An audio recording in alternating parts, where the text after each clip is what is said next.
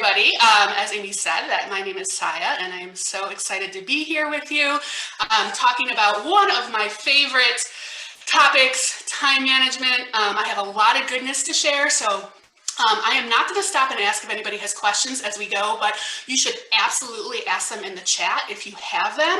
And I may not answer in the moment, but you will be getting a follow-up goodness from me, from Amy, that will include my slides and recommendations, as well as any, if there are any leftover questions that are not addressed today, that I can easily answer. Things like, can you recommend a habit tracking app? Not questions like, can you help me negotiate a higher salary or fit in my skinny jeans? Not questions like that, but questions that are easy. I will try to answer in the follow-up goodness. I am a weirdo who loves things that most people detest, and not just love, but I get immense joy by infecting others with this weirdo disease. Time management is fun, it is sexy, it will change your life if you do it well, and everybody can do it well if you spend a bit of time with it, like you being here right now. So yay for you, pat on the back. We're going to start with some big picture mindsets and practices, and then at the end, I'm going to share some specific tools that I use as well. And as we go, I'm going to ask you to give yourself the gift of reflection.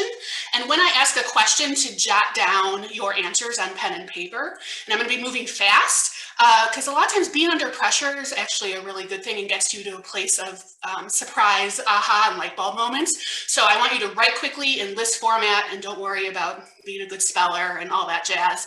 And research shows that you gain clarity and focus and direction when you hear other people's thoughts and when you share your own thoughts, which is why I'm also going to ask you to give the gift of sharing and have you share in the chat.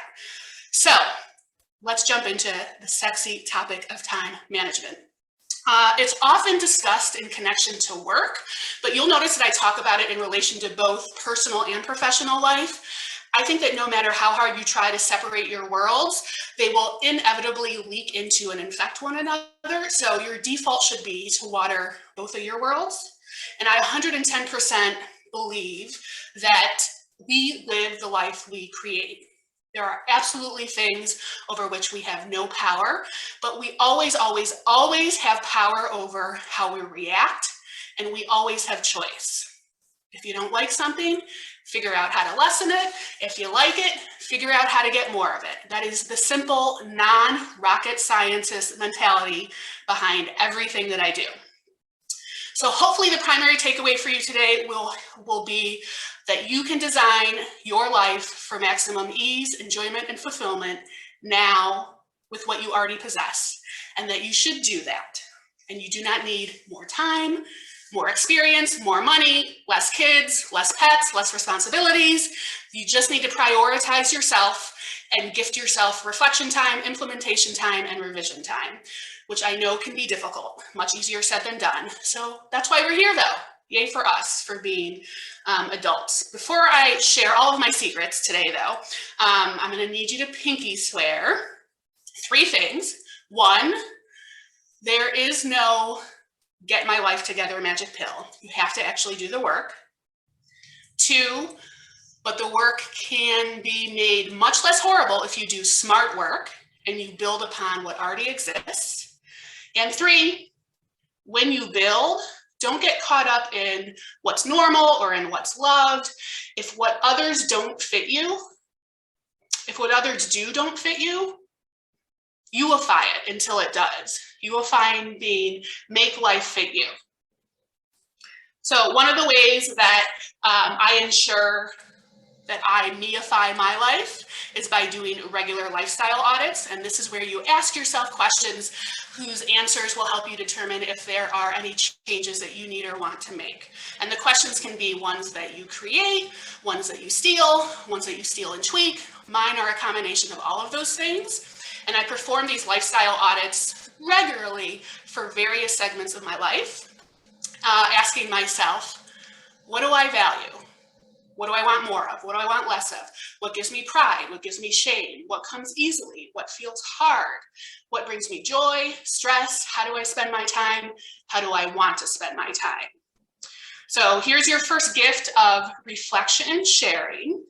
I would love for you to quick fire, pen and paper answer. What do you want more of in life? And what do you want less of? I'm going to give you a little bit of time. Go ahead and answer that question, pen and paper. What do you want more of? What do you want less of?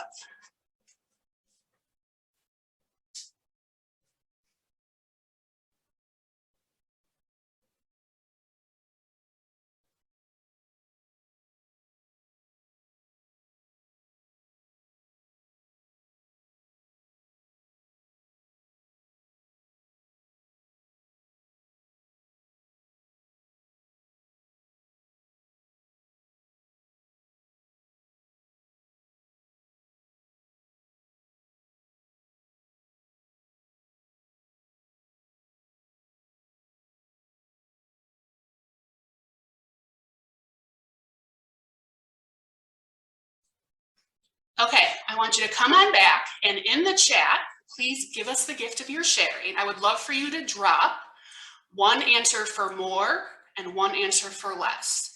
Give us one thing you want more of and one thing you want less of in the chat.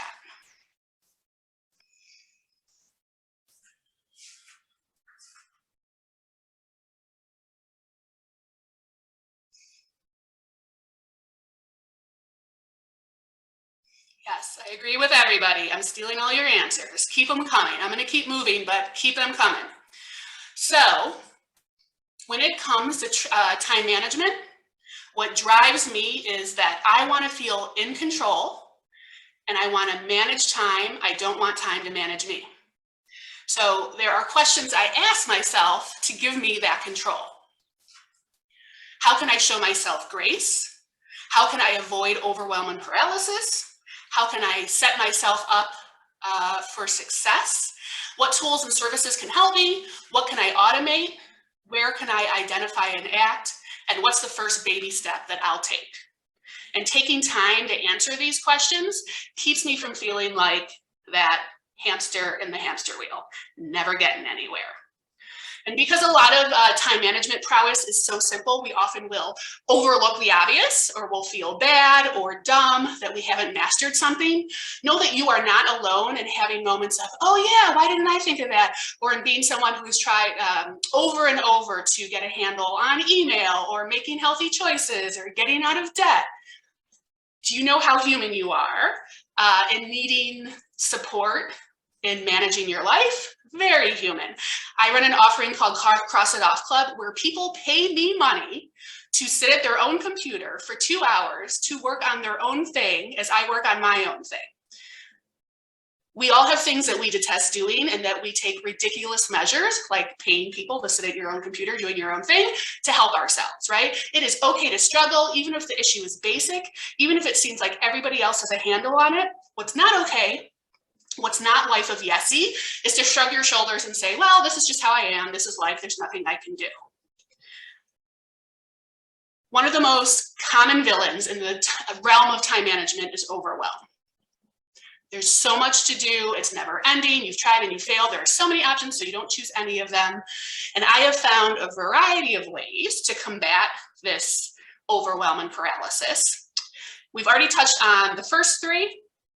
And I want to share a few examples, 2 examples of UIfying, where I tweak life to fit me. So my business card. You'll notice there is no email, there is no phone number on my business card. What allowed others to make me feel like I didn't have control over my time because of their phone calls and their texts and adding me to their e-list without permission, it's not there. And you won't find my phone number or email on my website either. And people will be like, well, you can't run a business and not share your number, your email. Like, I don't know, 18 years of successful self-employment, I've been doing it. Again, I make life fit me. Second example of UIfying. I am a very clean and organized person, but sometimes I just do not want to deal. Visible mess, though, does not work for me. It stresses me out and it decreases my focus and my calm. So how can I adult and not adult at the same time. A cute box that I keep next to my desk where I throw crap that I don't want to deal with. Receipts and notes and non-time sensitive mail. And then I forget about it until the recurring task chaos box pops up in my calendar and I spend an hour or so digitizing and filing and typing and tossing until the box is empty. And then we start all over again. So hidden mess works for me. The key is that I eventually have to deal with that mess. And a fourth way to avoid overwhelm and paralysis, in order to make change, you have to take action, even if that means moving backwards. Moving backwards being trying something and quote unquote failing. I don't think that's failing. It takes time to try this app and that routine and this addition and that removal until you feel like you've perfected your time management recipe. Don't give up, keep moving, keep trying. And if you're someone who struggles with having too much and not being sure where to start, I want you to practice the rule of 3, which is consistently reflect on everything that needs your attention, make a list of the items that you want to get done now, choose the 3 most important, rank them in order of importance, and then put all of your energy into getting those 3 done in that order. So let's do this rule of 3 together. I want you to quick fire, jot down all of the urgent tasks that you have, as many as you can think of. Go.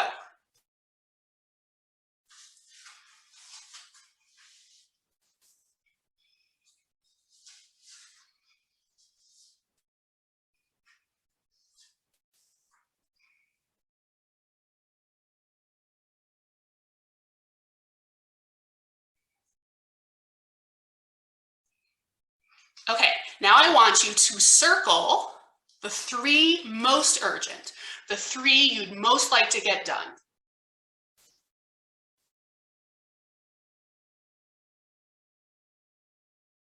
And now I would like you to rank those 3, give them a 1, 2, or 3, 1 being most important and 3 being least important. 1, 2, or 3. And the last thing is, I want you to share your 1 to 3 list if you feel comfortable in the chat. What's your list? 1 to 3, share it in the chat.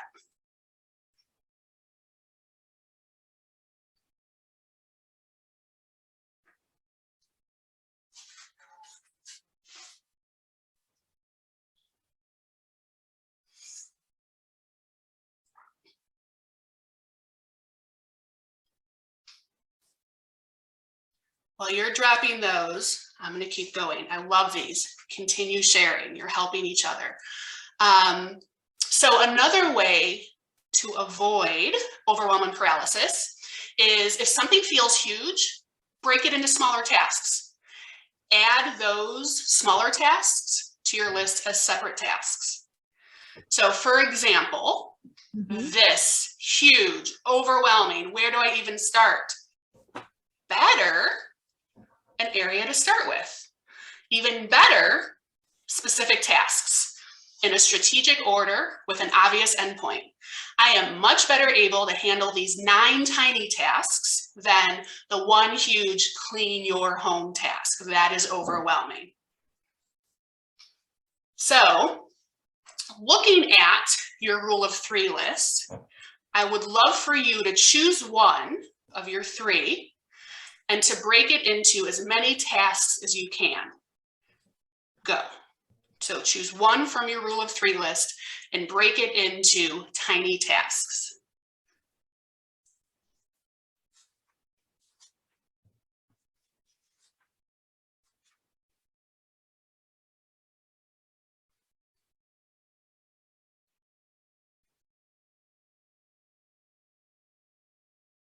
Okay.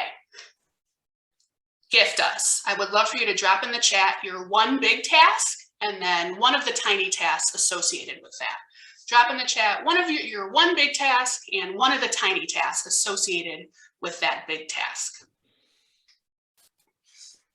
Finally, to avoid overwhelm and paralysis, I want you to know that there is no one perfect solution that you just haven't mastered yet or discovered yet. What works for me may not work for you, and you will only discover your sweet spot combination by reflecting, implementing, and revising.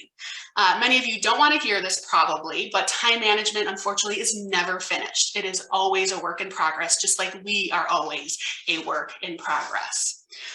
So something that helps me have control is, instead of thinking about how I can get more time, I think about how I can get more energy. So I will list out what decreases my energy, and then I figure out how to lessen or remove those energy sucks by asking myself related questions. What are sources of ick? How can I lessen or remove the ick? Where do I feel out of control, inefficient, disorganized, a failure? What's forever on my to-do list? What bad habits do I have? What feels complicated, too hard?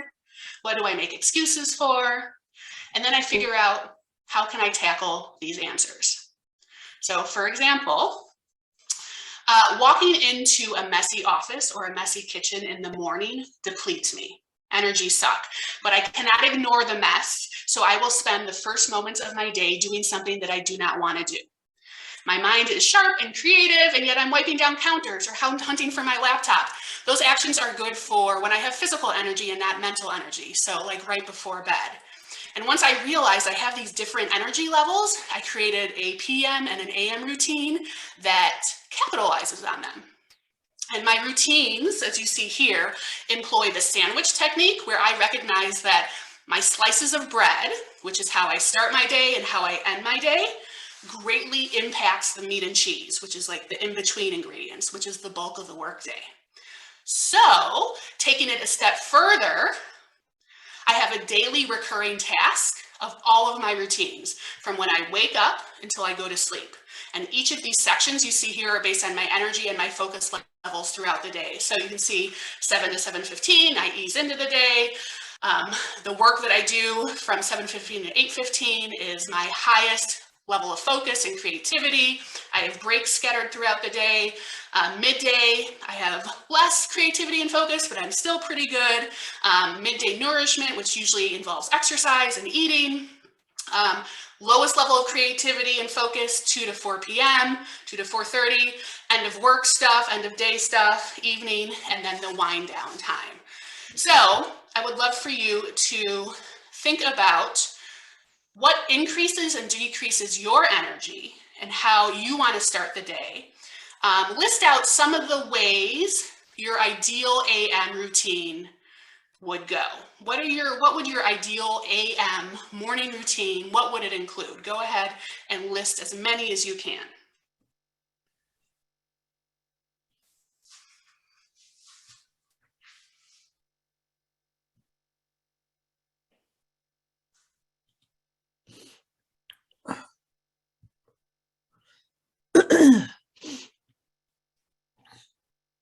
Hey, Amy, can you do me a favor? It sounds like not everybody's muted. Can you see if you can find out who's not muted? Or you can just mute yourselves if you can.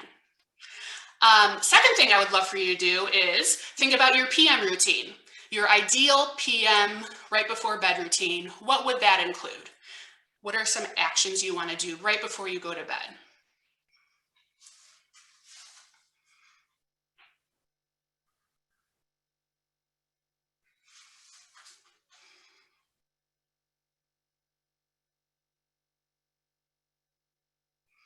Okay, if you're up for sharing, I would love to see either one of your AM routine tasks or one of your PM routines. If you can drop them in the chat. I know I'm not talking about what you're dropping in the chat, but I am looking at them and loving them. So please keep it up. And we're gonna actually share the chat at the end, because this is gonna be a great resource for everybody in the follow-up goodness. Okay, so let's see. Oh yes, Life of Yes map. Okay, so an energy suck for me.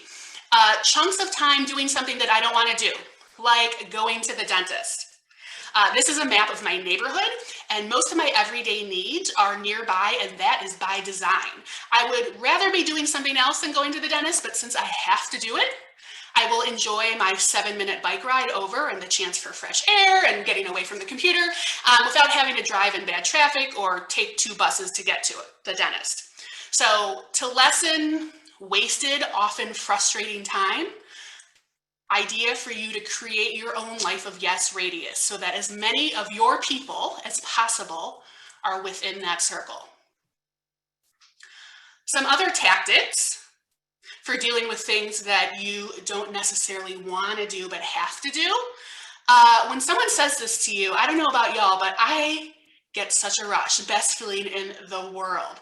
And I feel a rush of relief, of elation when plans are canceled, and I will often use this rush to tackle something that I do not like a business expense, doing business expenses, or doing digital organization. And I actually have a free time note so that if it arises, I actually have a ready to go list of all the things to do. Another way to manage energy, and I saw someone actually talk about this in the chat already, is eating the frog. Mark Twain talked about if the first thing that you do in the morning is to eat a live frog, you can go through the rest of the day knowing that the worst is behind you. So make a list of what you need to get done, recreate that list ranked by the most difficult, and then start with number 1. Do the thing that you are dreading the most so that you don't have that cloud hanging over your head, negatively impacting other segments of your life. And then you want to use that sense of accomplishment that comes with eating the frog to be successful for the rest of the day. It is very challenging to find motivation to do necessary yet mundane tasks like meetings and email and balancing the checkbook. And a way to adult in this scenario is to practice batch work. By completing your X in one big batch, you are creating a stimulating sense of success that individual task completion lacks. So instead of handling email as it comes in, choose to do email 3 times a day or after lunch, whatever chunk of time works for you. If you have a lot of meetings, put them back to back to back to back. And this way you don't have to slip in and out of meeting mode throughout the day or the week. Batch work will also make ick more palatable. The things that you don't like doing more palatable because you just have one chunk that you have to power through. And there are a bunch of really simple and often silly yet effective ways to convince ourselves to do horrible things like emptying the dishwasher and going to the gym. I gamify emptying the dishwasher by keeping the chore until the morning when I will race my Keurig machine to see who finishes first, me or my coffee. What happens if I win? Absolutely nothing. Yet I get such a rush of tiny joy for beating my coffee maker. When I go to the gym, I will treat myself by allowing an hour of guilt-free TikTok scrolling. As long as I look like this on the stair climber, I can watch all the dances and furniture flips and day in the lives that I want. So we all have things that we want to do, but that we don't do because we deem them unimportant or less important. And unfortunately, these are often sources of energy, things like yoga, reading for pleasure, nature, and sunshine. And because they don't directly pay the bills or help you make progress on your to-do list, we tend to value and prioritize them less. But counterintuitively, these unimportant sources of energy, what you think you don't have time for unless you don't make time for, they make you a better employee and coworker and parent and friend and significant other, a better owner of your life. So 2 actionable strategies that you can employ to prioritize the unimportant. If you have anything that you want to do, but that you do not make time for, schedule it. Put it in the calendar and treat it like you would an actual appointment. Do not schedule anything else at that time. And this is called defensive calendaring.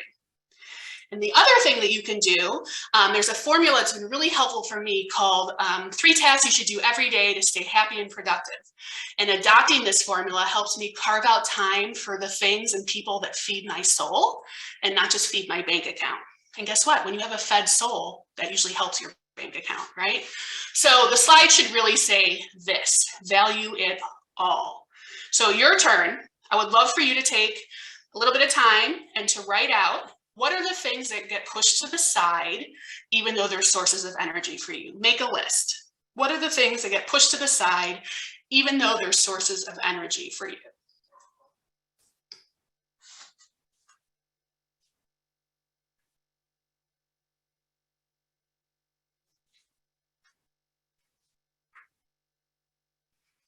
And I see some of you are already doing it. You are A+ students. Go ahead and pick one, drop it in the chat for me. Love it. Yeah, exercise, that's always a big one. That is always a big one. Something that I am right there with you. All right, so that feeling that you failed, feeling bad about yourself, feeling like you've wasted time can be unhinging and send you into a tailspin or into that paralysis that we talked about. So what can we do to avoid those feelings? You are much more likely to achieve a goal if it is a SMART goal, right? As opposed to open-ended. So a non-SMART goal would be something like, I want to feel like cooking doesn't take over my life. A SMART variation of that would be, every Sunday morning, I will choose 5 recipes from my favorite food blogger and create a grocery list and shop. And every Sunday evening, I will listen to a podcast that I love as I meal prep for the week. Non-SMART goal, SMART goal. And of all the things that can boost your positive emotions, motivation, your perceptions, the single most important is making progress.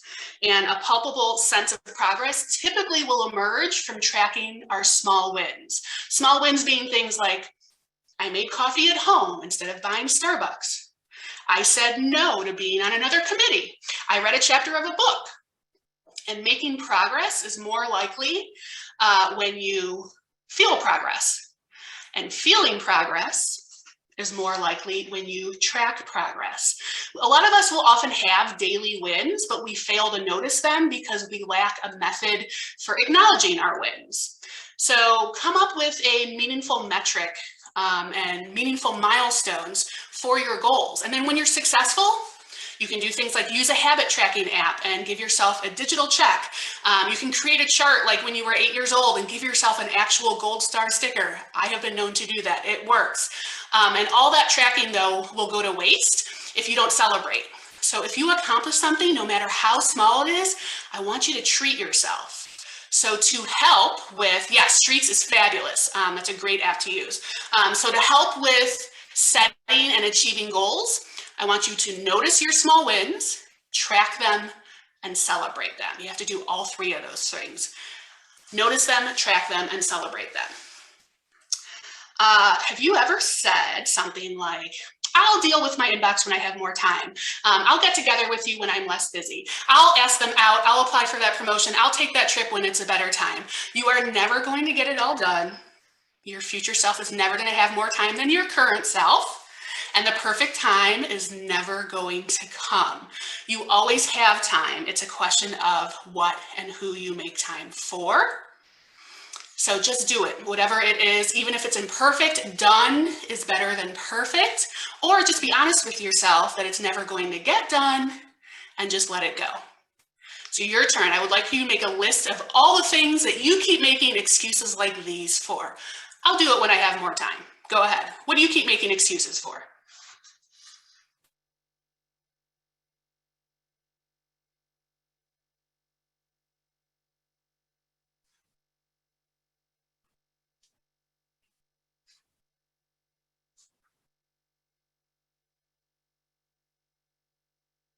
Okay, if you feel up for it, if you can share one of them in the chat with us. So while I am all for independence and being frugal and challenging yourself, I am also all for knowing when it's time to outsource. If there is something that you keep trying and failing at, not succeeding at, let somebody else do it. Asking for help is not a weakness or failure. It is a sign of strength and of knowing and valuing yourself. So do things like hire a CPA, a house cleaner, a dog walker, a travel agent. If you don't have the funds, see if you can get creative. I actually had an almost 100% bartered wedding, which is another great list to make, skills and items that you have that you can barter with other people. And sometimes help is not a person, it's a thing, right? So if you hate chopping produce like I do, and the feeling of waste when you toss produce that's gone bad, which happens to me all of the time, I basically just buy lettuce, it sits in my fridge for a week and then I throw it out. The choice, and if the choice is either don't eat vegetables or spend more money on frozen pre-cut ones, It is a better choice to have a freezer like mine, as you see here. Note that not only do I pay more for frozen veggies, I pay more for steamable ones because I cannot handle boiling water and washing pots. Those things deplete my energy. So I will pay more for steamable veggies. I love this quote. When it comes to adopting new positive habits or dropping old negative ones, the key to changing habits is to think about what kind of person you are. A lot of times when people feel frustrated by their inability to follow through, it's because they're trying to do it in a way that isn't right for them. If we want to upgrade our habits, we shouldn't push uphill. Instead, we should work with what's most natural for our given personalities, like knowing you hate boiling water. Okay, your turn. Make a list of everything that would make your life better if someone else did it, if you could outsource. Make a list of everything that would make your life better if you could outsource it.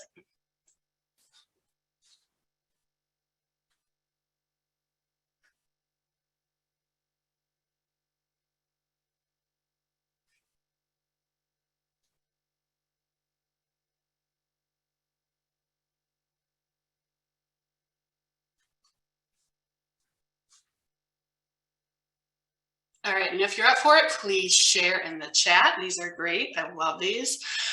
Absolutely.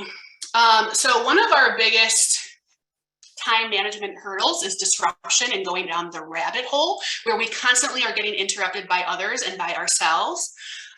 So like when I'm reading a book, my phone is in the other room so that I don't pick it up in the middle of a chapter to do a quote unquote quick check of Instagram or email. That never works, right? When I'm listening to a podcast, I am just listening to the podcast. I am not scrolling my screen because if I scroll, I know I will inevitably miss something that I want to hear and then have to rewind.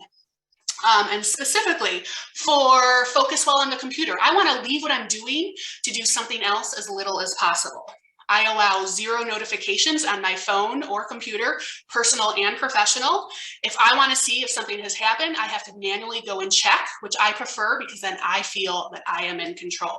Another tactic to take is to literally block tempting websites by using a web or app blocker like Freedom. You can tell it how long you want to avoid sites like Amazon or Instagram or Tinder, and it will render those sites unusable. Another way that I keep focus is to toggle and time block all day, every day. So toggling goes along with the thinking that if you are not using something, but you will need it at some point, have it easily accessible, but invisible. And then time blocking is carving out chunks of time to do deep work, each block dedicated to a specific task or group of tasks. So I have 4 sets of windows in my browser, each with multiple tabs usually that I never close. So my first set looks like this. It's usually work that I slip in and out of, like email or quick tasks.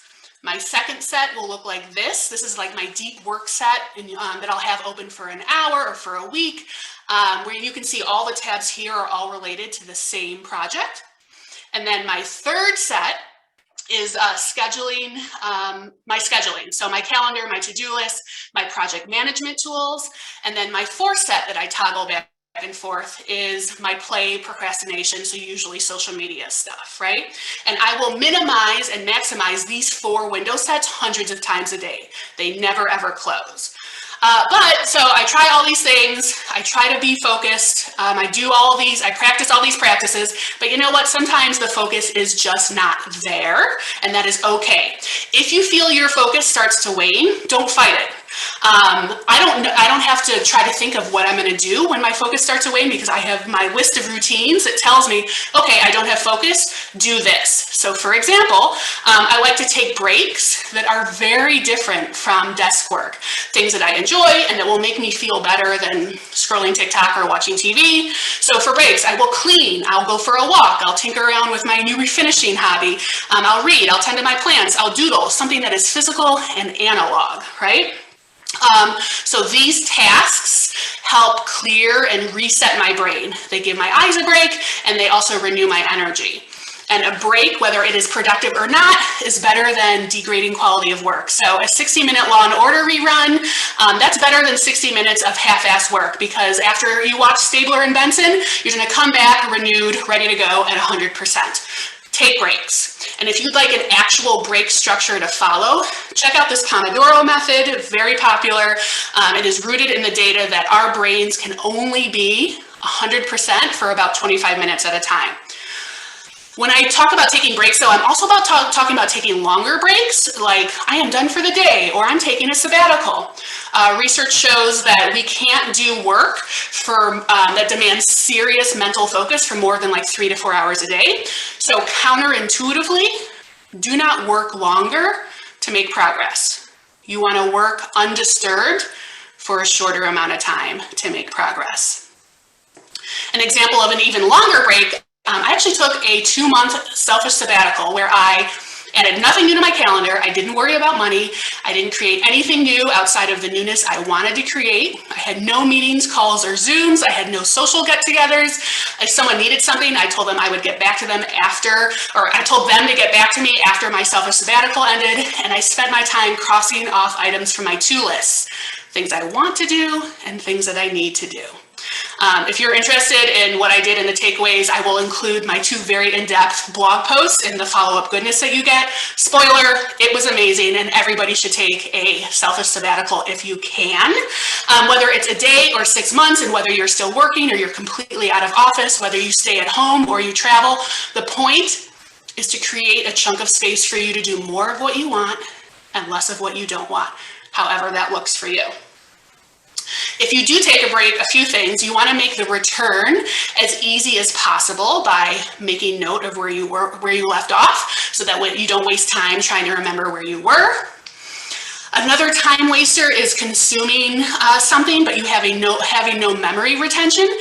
So you know how you will read a chapter in a book or watch a webinar, and then you cannot summarize what you just read or just watched. I grew really frustrated with that for myself. So after a bit of reflection, I decided to change how I consumed information, and I started taking visual notes like these. I find that I process and remember information differently when I am physical with it. So these are notes from meetings, from webinars, from reading books, and not only are they helpful, but they're also really fun to do. So I retain information much better and thus waste less time when I take visual notes. So if you also struggle with retention, try to think of, is there a way that you can change how you consume information? So your turn. Can you make a list of activities that you could do on your work breaks? What are things that you could do on your work breaks?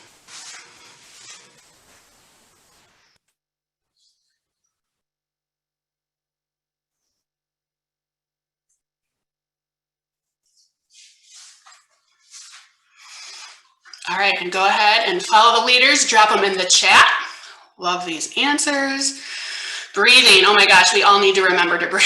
Yes, that's really sad that we need to remember to breathe, but it's so true. Okay, keep them coming. So a surefire way to find frustration with time is when doors are open that you don't want opened, especially if you are the key giver, right? We constantly invite ick into our worlds. There is nothing wrong with saying these things if you actually mean them, but you know what? If we're being honest, many times we do not mean them. One of the best decisions I have made in regards to time has been to pay attention to when I feel that others are disrespecting my time, or when I'm disrespecting my own time. I will note the ick, I will commit to not repeating it, and then I will model what I want to happen. So examples. I used to get really mad at myself on the regular when on trips or at the gym or in the car or working remotely, like at a coffee house or a co-working spot. I would get to wherever I'm going and I would inevitably forget my charger, my headphones, shampoo, list goes on and on. So now I have multiple sets of all of these items and they all stay in their appropriate bags. And this is from a frugal minimalist who thinks we all have too much stuff. In some cases, I think that stuff is worth it. So now I can leave the house with confidence and peace of mind, knowing that I have everything I need when I get to my destination. Another example, my husband and I have a very strong relationship and we communicate very well, even though we communicate differently. And one of the primary reasons is that we take time to check in and, if necessary, to discuss or change courses. We do that in very small, everyday ways, and we also do it in 60-slide PowerPoint ways, as you're seeing here. Every December, my husband will create and then send me a Google Calendar invite for the State of our Union. 60 slides of personal and professional successes and challenges, travel, business, foster puppy, financial updates. We look back on the year and forward to the next year. So tip here is that if you have people in your life with whom you interact on the regular, especially if you have different communication styles, and especially if you have to make big joint life decisions together, I highly recommend some type of regular check-in. It doesn't have to be this 60-slide PowerPoint by any means, but it does have to just represent all the parties involved and the ups and downs of the relationship. So one of my biggest time wasters when I was younger and when I thought I had to please everybody would be to agonize over a request that I didn't want to say yes to. And one of my biggest light bulb moments in terms of being in control of my time was, if I want to say no, to say it immediately and nicely, but firmly, and to recognize that I can still create value for others without taking on newness. I very flatteringly get asked to grab coffee on the regular, and while I love to meet and support people, it got to be too much, and I needed a way to say no without feeling bad. So I'm going to read you an email that I send to people who ask me to grab coffee. Thanks so much for reaching out and your oh so kind words and deeming me worthy of your time. One of those, it's not you, it's me scenarios, but in a genuine non-dating way. I'm going to decline your very nice ask. I'm on a selfish sabbatical from adding to my plate in an attempt to save space for self, a forever sabbatical probably. Proof that it really isn't you, a blog post I penned on the germination of the selfish sabbatical. So you can just say no nicely and be done, totally acceptable. You do not owe anyone any more than this. If you're feeling more generous and you want to give more, you can also say no with a bit more something something. I just add in this sentence, based on what you wrote, here's a few alternatives below, if any pique your interest. And then I have a list of different resources and ways that we can connect. We can connect face-to-face at one of my events. Here's an event I'm going to if you want to join me there. We can connect in the digital world. Here are a bunch of resources. The questions that you asked me have been asked by lots of other people. I've addressed them here, here, here, and here, etc., etc. So it is much easier to say no when you can auto no. So the two emails that I just showed you, they are both templates in my Gmail that I auto-populate with 2 clicks, customize, and send. So there's no figuring out what to say, no overthinking, no overanalyzing. How else to say no? Pay attention to the recurring requests that you get, and if they require a different no, create separate templates for each no. Don't plant a seed that you're doing anything wrong, both because you're not doing anything wrong and because you want to model good behavior. And we often think that we are softening the blow with our verbose poetry, whereas we're really just prolonging the exchange and potentially opening up more doors for them to walk through. Don't give false hope. Saying something like, I'm swamped right now, that implies that you might be available later, so they might actually check in with you again later, which is fine if that's okay with you, but if you just don't want to grab coffee, don't give them false hope. I don't is better than I can't. I don't implies that you're in control, whereas I can't not only implies that you're not in control, but it's also a lie. So for example, I don't do coffees is better than I can't grab a coffee with you. And finally, don't say you're busy. Everybody is busy. And more importantly, your no is less because you're busy and more because you just don't want to. And that is okay. I lied. That's not final. This is the final one. Say no, but. This is a play on the golden rule of improv. Yes, and. Use your no to direct people to yeses, but just in a different format. So examples would be, no, I can't meet up with you for coffee.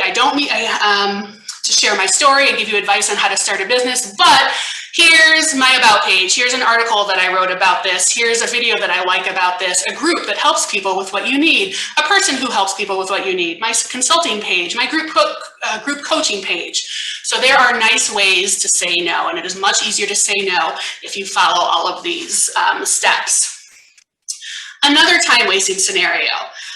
Imagine this happens. I have to cancel next week. So sorry. Oh my God, should we reschedule? Yes. Great. What works for you?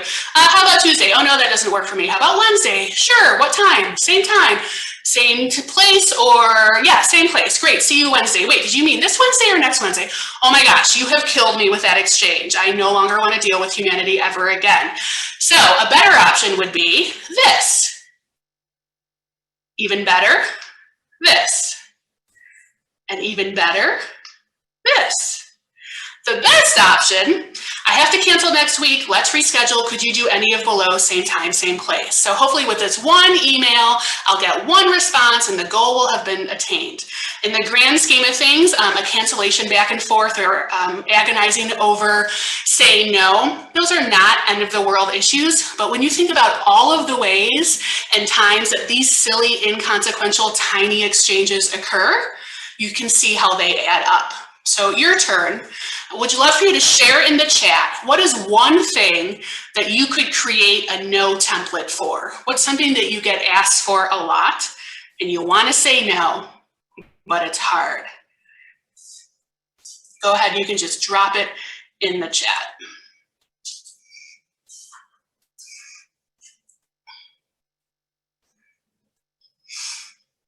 And as you're thinking about that, can you do my work on vacation? Yes.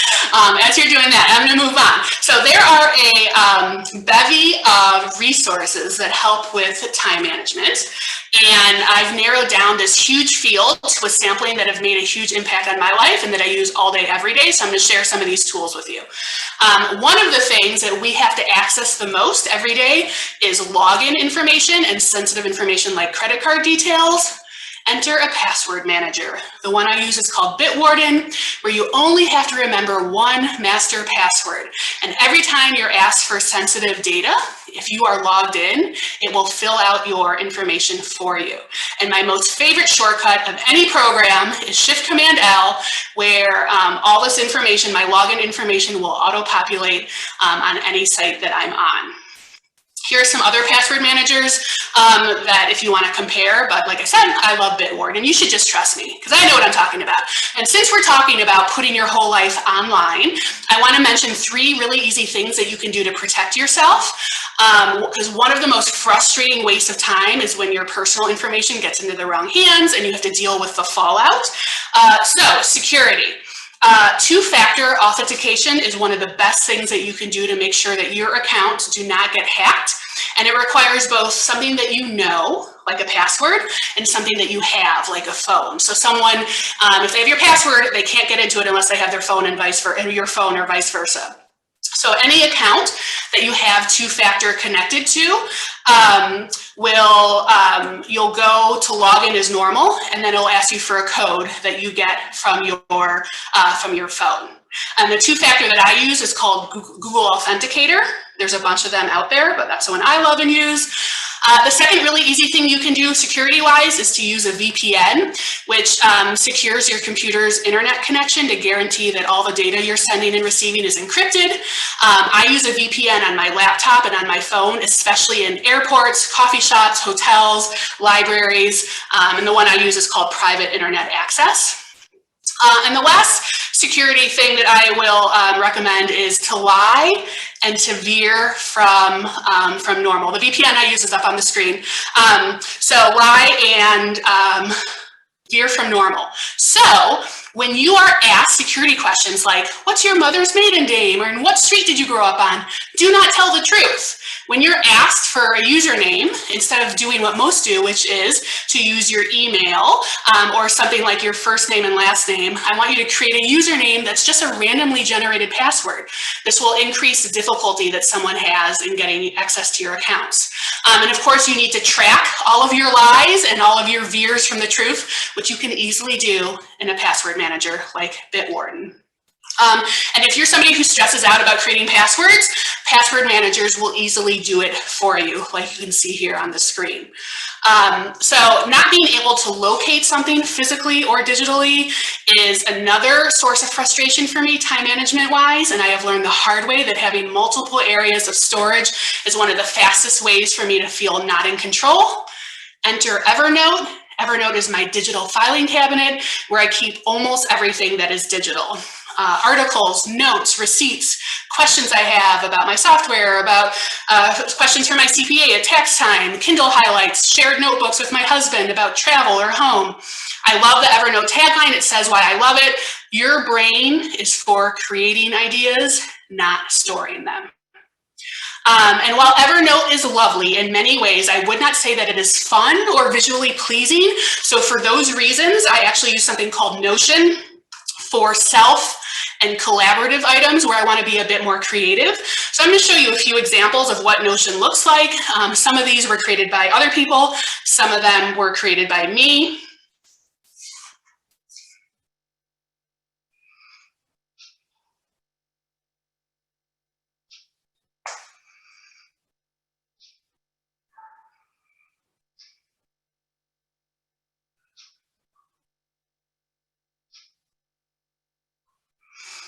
But because not everything that I use is in Notion or Evernote, I keep a spreadsheet of all the storage spots and what's there, like you can see here, all these different examples. And because we have to type things repeatedly, I love using something that makes typing repeated things easier. Enter text expansion. It is something I use all day, every day. Text expansion is where you type a short version of something, which is called a snippet. And then your snippet is replaced by a longer, more complicated something. So here I type apostrophe SH and that will expand into my name. Here I type apostrophe PH for phone, C for cell phone, and it expands into my cell phone, on. And I have memorized hundreds of snippets by now because I use it all the time. It works across applications, Word, internet, email. A few tips. Insert uncommon symbols at the start so you're not expanding when you don't want to be. Have all of them in one category start the same way. That'll help with memorization. Make snippets that make sense to you. And to avoid overwhelm, create snippets as you go. Don't try to sit down at your computer and create them all at one time. Do it as you go. The tools that I use for text expansion, I use something called Atext on my computer, and then on my phone, TextBand is what I use. And then for emails that I send repeatedly, instead of writing them out each time or having to leave email to copy and paste from somewhere else, I use Gmail templates. It's just a Gmail add-on that allows you to save an email and use it over and over and over, all while staying in Gmail. Speaking of Gmail, to tackle the bane of many of our existences, email. Who wants this in their life? Not me. I actually don't mind email. It's my preferred method of communication, but that's because after lots of trial and error, I have found how to control email. I am an inbox zero fiend, and I'm pretty successful at maintaining it. A few email tools and strategies that I will share. If your inbox is out of control, it might be time to just start over, whether that means mass deleting everything or creating a new account.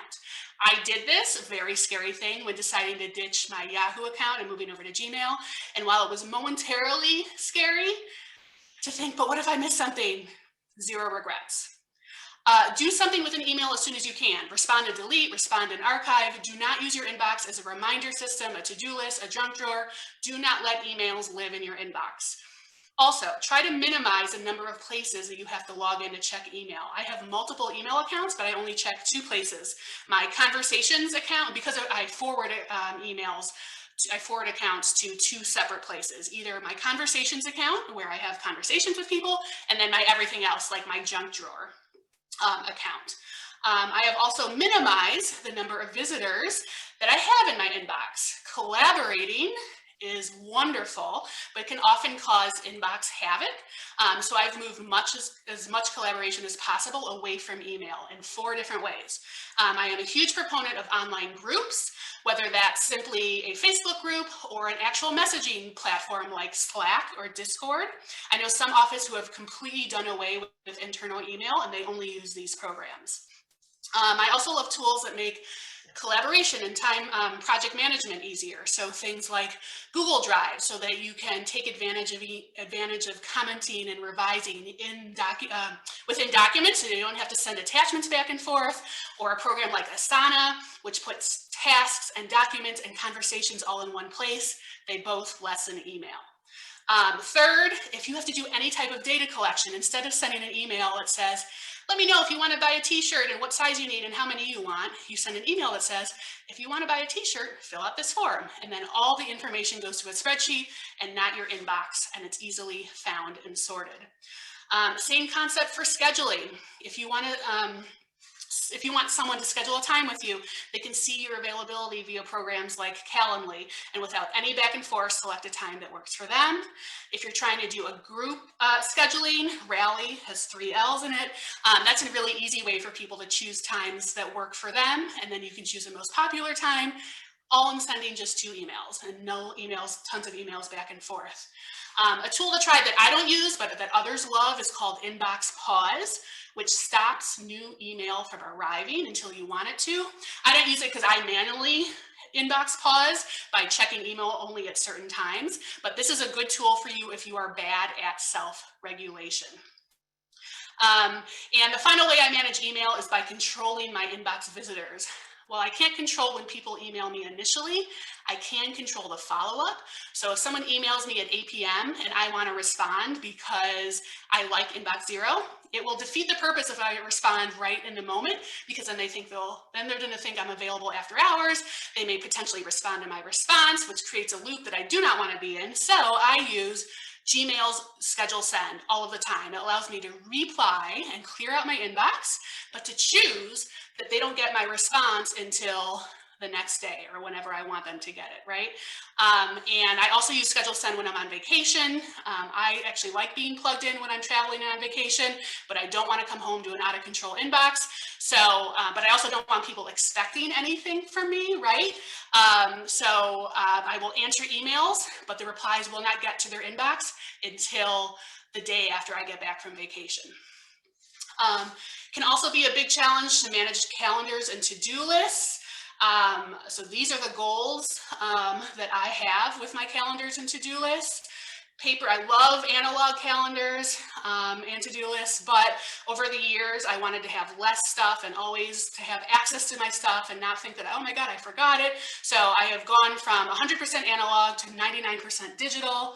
I now use Google Calendar for my calendar, and all that's there are actual events, no tasks. Do not use it as a to-do list, right? And these are all the public calendars that I have connected to my calendar that I toggle on and off as necessary, with the exception of the first 2, other people have created them. I don't have to create them, I just have to import them. And then my main to-do list app is Todoist, which I love. It's so clean and easy to use. These are a couple of screenshots and how it looks. And I love using the extension where I just click the little button at the top and it will automatically add something to my to-do list without me having to leave what I'm working on. So I know we're almost out of time. There's a couple more things that I want to mention. Asana I will use for to-do lists where I'm collaborating with others and that I need to assign and track tasks. It's a little bit more robust than Todoist. And then these are some other tools that I love that I will include in the follow-up goodness, as well as tell you what they're good for, just so you know that that will be coming to you. And Toggle, I wanted to mention this because I know a lot of you struggle with underestimating how long tasks take. I would recommend very boring but insightful time tracking using something like Toggle, where you log every single second that you spend on a project for a bit of time, and then you can see and plan in the future for how much time the next iteration of it will take for you. So automation is also another thing that I highly recommend getting into your life. A lot of these are self-explanatory. I'll just point out one of them for under digital. If this then that and Zapier, those are things that we say, if this happens, it'll trigger automatically for this thing to happen. So the 2 examples I have there, if someone fills out a form, the data from that form will go to this specific spreadsheet of mine. If someone tweets and uses the Life of Yes hashtag, that tweet will automatically go into a spreadsheet that, that I mentioned. And then I have a bunch of must-have how-to lists and notes. This is like manual automation. The one I want to point out here that's or the last two long-term how-tos. That's like, how do I do my taxes? How do I apply for my trademark every 7 years? Replace your wallet. I take pictures of all the things that are in my wallet so that if, God forbid, I lose it or someone steals it, I know exactly how to replace it very easily. And so identify and act, all those things that I shared about the tools that I recommend, that is me saying, I recognize I am bad at these things, or these things cause me stress. I'm going to try all these tools and then find the combination that works for me. And then the last thing on here for creating a time management audit is asking myself, what is a baby step? What's the first baby step that I can take? So these are all the steps that you will get in the slides that you can reference for yourself in the future, a summary of all the things that we've talked about today. Oh my God, we talked about all this stuff in a very short amount of time. And I'm also going to give you all the U-turns that you answered as a reference for yourself in the future. So I know this was a lot, but hopefully my big picture concepts, examples from my life, and my specific tools and service recommendations make time management a bit more concrete for you, and you can envision how to apply my mentality and actions to your own life. So to wrap up for today, of course, I'm going to give you homework. I'm a nerd. I told you that I am someone who has likes infecting people with my weirdo disease. So this is my homework for you. I would love for you to look over the follow-up goodness that you're going to get, which will include the slides. Some of it will echo me, some of it will contradict me, but all of it is valuable for you to ingest, to keep what serves you, and then to boot what doesn't. Also, there are 2 parent-centric items in the goodness that I think you will benefit from. A wonderful 17-minute podcast and a bunch of Uber-specific successes and challenges that I talked to parents about, and they got really transparent in their shares. Then part of your homework, I want you to choose and take your first baby step. What's the first huge thing that you're going to do time management-wise to tackle? And what's the first baby step you're going to take? And then the last part of your homework is, I love to hear any whims or light bulbs that you have. You can contact me via my website, or you can tag me on social. If you have a chaos box, give me a selfie of you in your chaos box, or of you taking a self-sabbatical. I love to see that stuff. So I will leave you with a favorite quote of mine that gets at the underlying current of everything that I do and has helped me be in control of my life. So this quote is by Shonda Rhimes.